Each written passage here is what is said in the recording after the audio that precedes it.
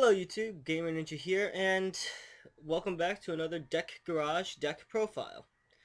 Now, this is, I don't want to say, an older deck, but it's not entirely new either. It's a bit confusing, but, this is what I call Traptrix hands, and the Traptrix are a really cool archetype. They don't even really need too much support. But I know this type of deck has been made pretty popular, especially in the recent YCS, where they actually added artifacts to that. Maybe I'll do a variant of it too. But this was my first take on Traptrix and hands. And so without further ado, let's get started on the deck profile. Now first off, we have three Mermello, Traptrix Morella. She's a 1600 point beater with the ability to search out any trap hole card. And you only have three right now. There's no real reason to run more than that. You could side in an additional ordinary trap hole if you wanted to. I personally find three Mermello and three hole cards to work out just fine.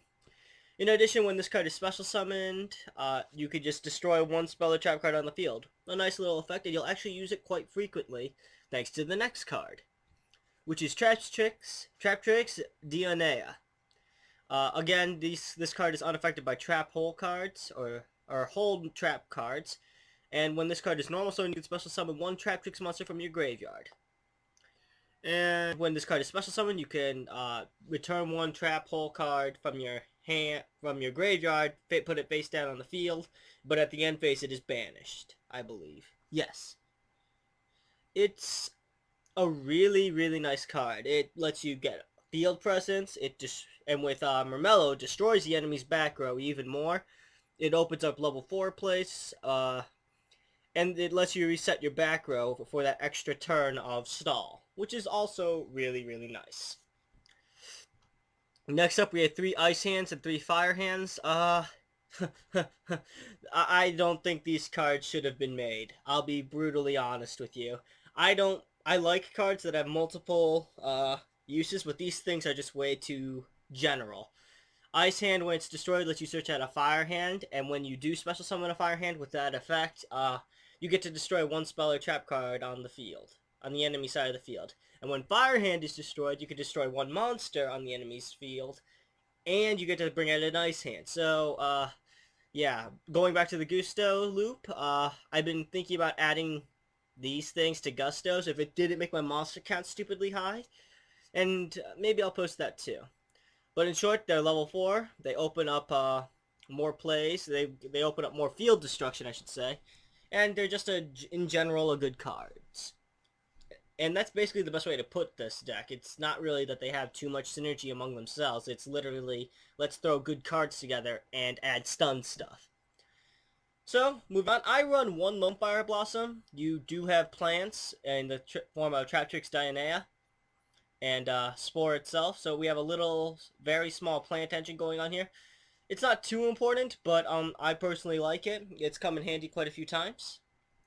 Now this little guy, Mathematician, he's an interesting card, but it basically lets you dump Mermello into the graveyard, or a plant type monster in the graveyard like Dianea, and lets you do a Spore play or a Dianea play with special summon a Tryon.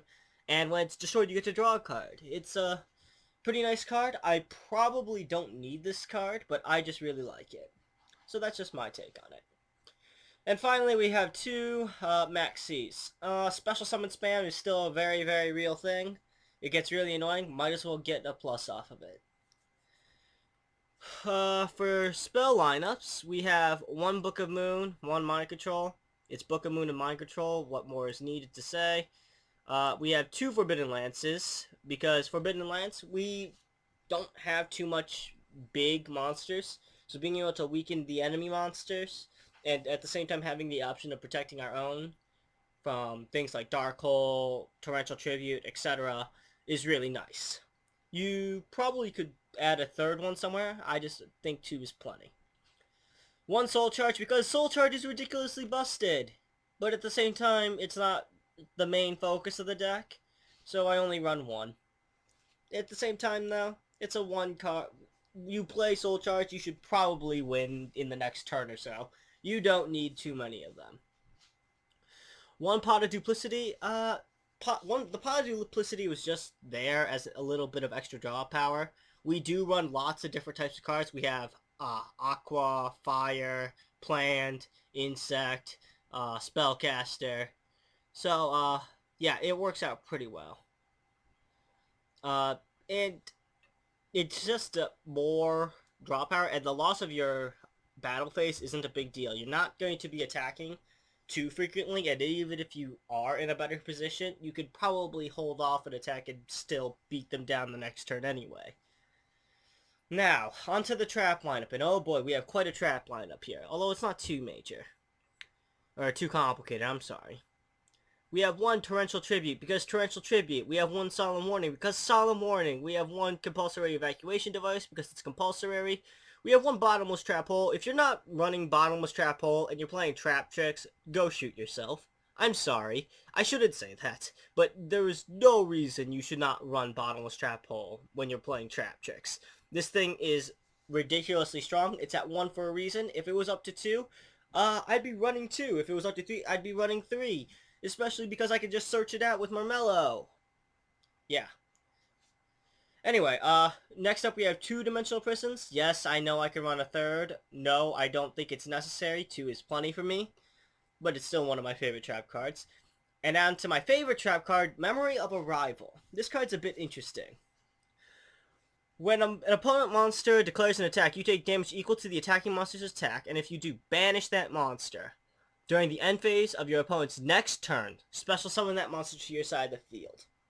This card has come in handy against things like Beals that I wasn't able to destroy on special summon, and I've added dimensional prisons and such. And it's a really nice card. I really like it, and I like the flavor of it, so to speak. It's just a really nice card. I think it's cool. You don't need to run. You could easily sub this out for a 3rd dimensional prison. But I've won games because of this card, and, yeah, I really like it. I run 2 Black Horn of Heaven because Black Horn of Heaven is currently OP as hell in the current meta with all the XYZs and Synchro Summons around. You could just blow stuff up for no good reason. And finally we have the remaining 2 Trap Hole cards. Fascinating Trap Hole or Traptrix Trap Hole Nightmare. This is a bit of a situational card, but it's very easy to proc, I should say, because the, well, there are times when it's useless, but most of the times it'll work. When a monster on your opponent's side of the field that was special summoned this turn activates its effect, negate that effect, and if you do, destroy that monster. Now, given the fact that most monsters nowadays are effect monsters, it's not hard to have a special summoned monster use an effect during the same turn it is special summoned. And being able to not only negate and destroy, but destroy that monster for virtually no cost is pretty nice. Next I run 2 Call of the Haunted. Call of the Haunted works really well with Marmello for cheap destruction, works really well with Dianea for more trap hole shenanigans. It just opens up more plays. And it lets you just do more stuff. It lets you be a little bit more explosive with your plays. We have 2 Breakthrough Skills, because nobody likes having a Judgment Dragon use its effect for free, so we might as well have something to stop that. And then finally 2 Wiretap. I'd probably run 3 if I didn't love Memory of a Nightmare, or drop Soul Charge for it if I really, really wanted to. But this card is ridiculous. When a trap card is activated, negate the activation, and if you do, shuffle that card into the deck. Now some of you might be going, why not run 7 Tools of the Bandit? Well, when a trap card is used, it's used.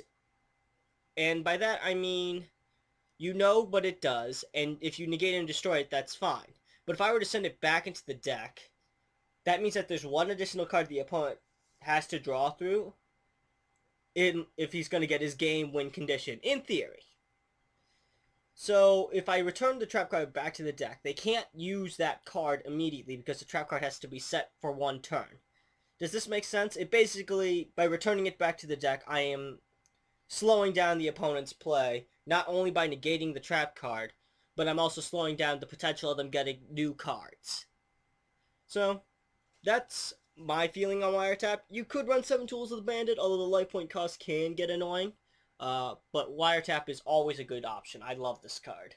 It's probably I'll say my third favorite trap card. Second only to, or third only to Dimensional Prison and Memory of Arrival. Alright, now we're on to the XYZs. Now, little disclaimer here, you don't need to run these exact extra deck. It's basically throw good cards into the extra deck and profit.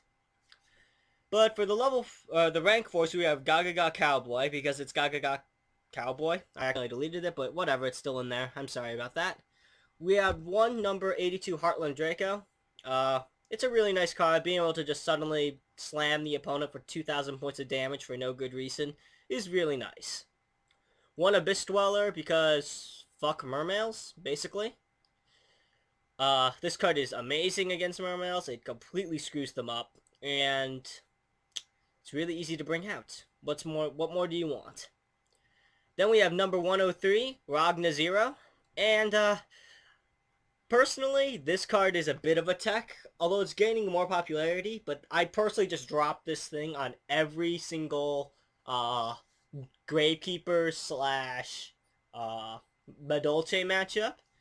Once per turn during either player's turn, you can detach one XYZ material from this card, then target one face-up attack position monster your opponent controls, whose current attack is different from its original attack. Destroy it, and if you do, draw one card. So, Madolches rely heavily on their field spell, as do Gravekeepers. Punish them a bit for it, get a bit deeper into your deck. It works out nicely, and 2400 attack point beat stick, pretty nice for just a rank 4. Next, I have number 80, Rhapsody and Berserk, and I honestly haven't used this, although it can come in handy. It lets you banish stuff from the opponent's graveyard. I haven't personally used it too much. I've used it once, I think, and it really helped out. But in all honesty, there are other things you could use. I just toss it in because I like variety. Next, we have one Gosto Emerald. It's another generic rank 4. You are sending cards to the graveyard quite frequently, and your monster card count is not necessarily low, but not a whole lot of them could do a whole lot on their own. Well, if they're in the graveyard. Lets you recycle your hands, draw a bit more, you know, that type of stuff. It's a pretty decent card, an 1800 point beater.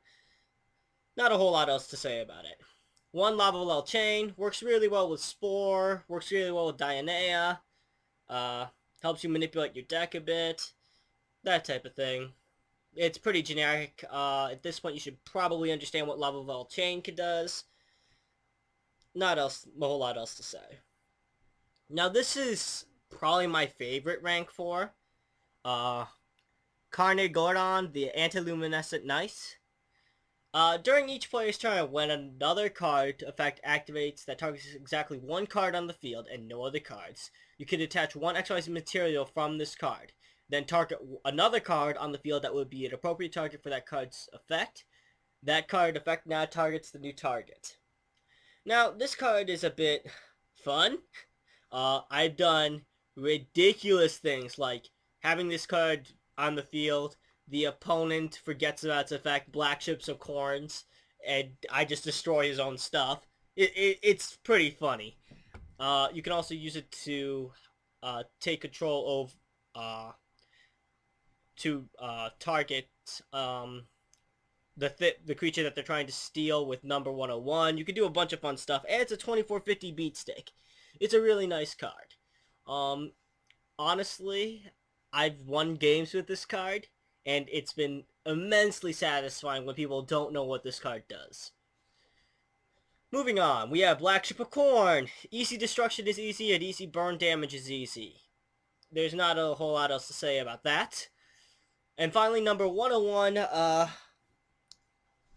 Honor Arc Knight. I'm sorry, I can't really talk today. Detach 2 XYZ materials, take control of one special summon face-up attack position monster, take control of it. If this card were, I'm sorry, not take control of it, attach it to this card. If it were to be destroyed, detach the material. It's just a really good out to a whole bunch of annoying cards, namely Beals. This is probably the biggest out you have to Beals. and it's a really nice out. And the fact that it's a 2100 point beat stick that can protect itself, really, really nice. And then we also have Noble Sworn Beelzebub, or Evil Swarm Excitation Knight, your choice. Uh, it's a nuke. It's your oh crap button. It's a 1900 point beat stick. If you don't know what Evil Swarm Excitation Knight does yet and how it can be helpful, please look it up. It's not too hard to see how it's good. And as for synchros, we don't run too many of them because we only have one tuner. Hashtag free glow up bulb, please.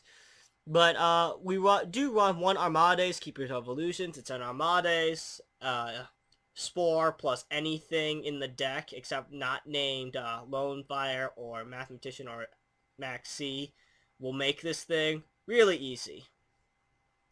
One Stardust Dragon, because Stardust Dragon, it's not too hard to pull out. Spore, that's special summon removing a Dionea, bringing it's tuned with a Mathematician. Equals Stardust or Scrap Dragon, because Scrap Dragon is Scrap Dragon. And yeah, this deck isn't complicated at all. It's a bunch of good cards thrown together, and it's a whole bunch of you're not going to make a play, and you just basically, the deck almost plays itself. And while I normally have a thing against those types of decks, there is at least interaction between you and the opponent. The opponent does have a chance to make a frickin' play.